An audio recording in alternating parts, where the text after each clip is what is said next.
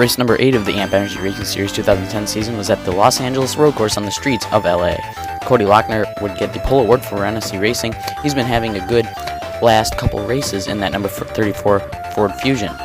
Herb Cilantro would start second, and Tyler Smith making his debut in that number 36. He won the qualifying race, replacing Brian Hensler. He'd start third.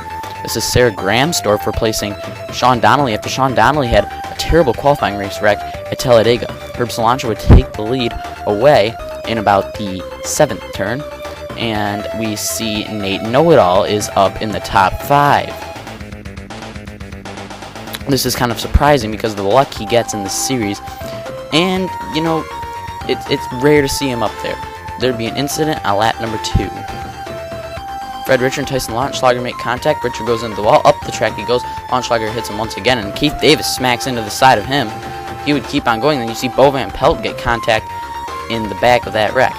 Herb Cilantro would continue lead, and he would continue to gain on his lead as Cody Lochner. You see him falling behind just a little bit, and Cilantro's lap times were very consistent over Lochner's inconsistent lap times. There'd be another incident on lap number 3. Matthew Conti and Siam Orsini get together. Conti spins up the racetrack. Aaron Fisher smacks into him. Fisher would be the only one who would retire from this wreck, and unfortunate for him. This is the pit cycle, laps 21 and 22. The race was very dull up until now. Cilantro would be the first one to pit. He'd be the only one of the top 10 to pit this lap. And after the pit cycle, it actually paid off for him as he would regain the lead and actually have a way bigger lead as here's the top 5. Cilantro, then Samuel Emmah, then Nick Cazzoro in 3rd. And then we go back to 4th, and it's Cody Lochner in the Subway Ford who started on the pole, and then we have in the 5th position Tyler Smith in the number 36 making his debut. Great showing by that 36 team this race. Jalen Scranston in the pits is going to get a little, wow, he goes on his side in the pits after getting hit by Jacob Williams. He would blow his engine after he starts going, and he would retire from the race. Caution 1 would occur on lap number 25. Jacob Williams and Jerry Richardson get together. Down the track goes Williams after Richardson hits him. Into CJ Long. Up the track they go. CJ Long smacks the wall. Williams spins, and they would both keep on going. Also, the wrecks in the qualifying race actually happened in the tunnel as well, so this was unsurprising. Nick Cazzoro would get a good jump on the restart. He was closing in on Samuel Emmah, but however could not get it done into the tunnel and would lose some ground on Emmah. Herb Cilantro, you're wondering why he's not at the front. He pitted. He had a vibration. He would restart 17th in the NaturalCures.com Chevrolet. Caution 2 occurred on lap number 30, and this was 2 wrecks. Patrick Eichholz in the 72 is going to get turned by Noah Krongos, and it'll be a single car spin. He keeps on going. And then the other wreck we saw was, again, CJ Long and Keith Davis getting into each other. Davis goes into the wall. CJ Long spins out. They'd both keep on going. Long, his second incident, he'd be in. Emmah would lead on the restart. Once again, Nick Cazzoro trailing him. Nick Cazzoro would not get a good restart heading into the tunnel turn. That'd be Emmah's area where he did good. Caution 3 would occur on lap number 33, and this was really bad. Landon Rhodey and Daniel Mix smack the pit wall. They go up the track. Into the Landon Rhodey goes Josh Mertz, and there'd be a pileup ensuing on the front straightaway. Mix would flip down pit road and then get hit by Sarah Gramstorff. Dodged the wreck by going into the pits. Noah Krongos, Bo Van Pelt involved. They were both hospitalized, and we don't know their conditions yet. Both Evans Motorsports cars get involved. Sienna C. O'Brien in there, and Christopher Cazzoro. Christopher Kennedy as well is on board. Josh Mertz. See Landon Rhodey. Oh! And Landon Rhodey gets punted by Josh Mertz.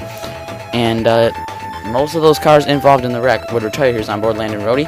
Looks like he was just trying to merge back onto the track after being hit to the bottom and got into Mix. So unfortunate break for him. On board Daniel Mix. He smacks the pit wall. And there goes the camera.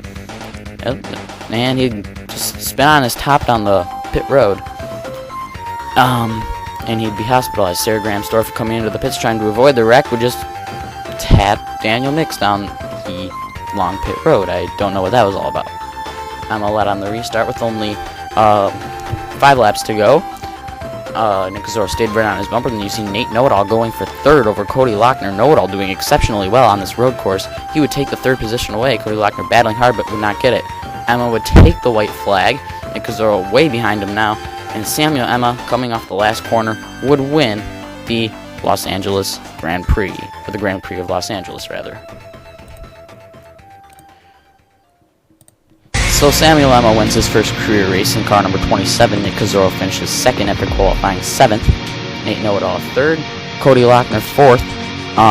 Brian Hensel's replacement, Tyler Smith, for one race would finish 5th. Great running by him. Wendy Fisher, great run for her. We don't really talk about her that much. Would finish 6th. Jason Miller, great run for him. Finishes 7th after starting 14th. Casey Anderson 8th.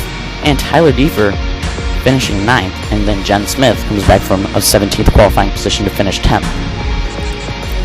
The point standings look like this. Herb Cilantro has a 104-point lead over Jalen Scranton, the 26th, after Scranton retired from the Grand Prix of Los Angeles.